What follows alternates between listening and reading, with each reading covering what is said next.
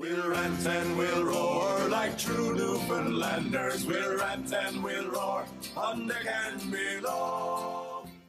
The Honourable Member for St. John's, South Mount Pearl. Conservatives killed the Public Appointments Commission. Conservatives broke their promise to end patronage. There they go again, Mr. Speaker, making things up to distract from their own growing and pathetic record of scandal and mismanagement. The way that the Justice Minister's friends and former staff got their plum positions at ECBC was wrong.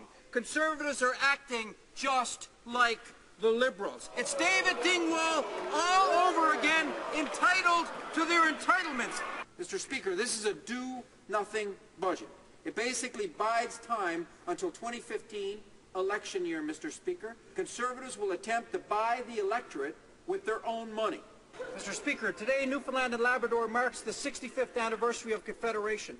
Canada joined Newfoundland at 1 minute before midnight, March 31st, 1949, Ottawa time, which would have made it 1:29 a.m. Newfoundland time, April the 1st, April Fool's Day, 1949. But here at home, our commercial fisheries are in tatters. Shrimp's in trouble now. The lack of a fair energy policy has held us back for decades. Gulf ferry rates are too high. Search and rescue is not up to snuff. The environment's under threat. The face of Canada is changing under this government. Conservatives and Liberals have failed us. It's time for Canada to work for all provinces. The tragedy of the Ocean Ranger highlights the terrible price we pay as a seafaring people.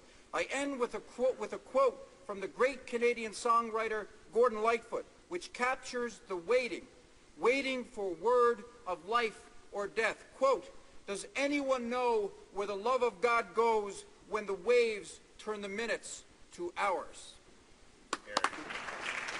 Thank you, Mr. Speaker. Conservatives seem to think that the best way to deal with out-of-control patronage at Enterprise Cape Breton is to fire the guy who got the patronage in the first place. Our inshore fishermen who've cast their nets outside their front doors for 500 years should be at the front of the line. They should play second fiddle to no one.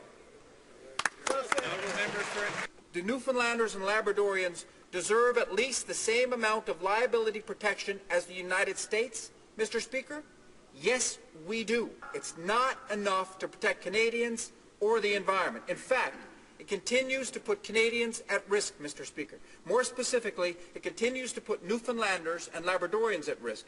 The temporary foreign worker program is also, Mr. Speaker, not administered in the best interests of Canadians, in the best interests of Newfoundlanders and Labradorians. It is not addressing unemployment, Mr. Speaker. If anything, it's driving down wages and taking away work from our own. All this is, Mr. Speaker, all this bill amounts to is conservative sleight of hand. New parents deserve fair pay for the hardest job.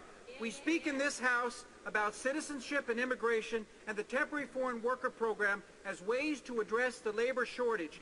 But why not make our central focus the family? We must nurture our most precious resource.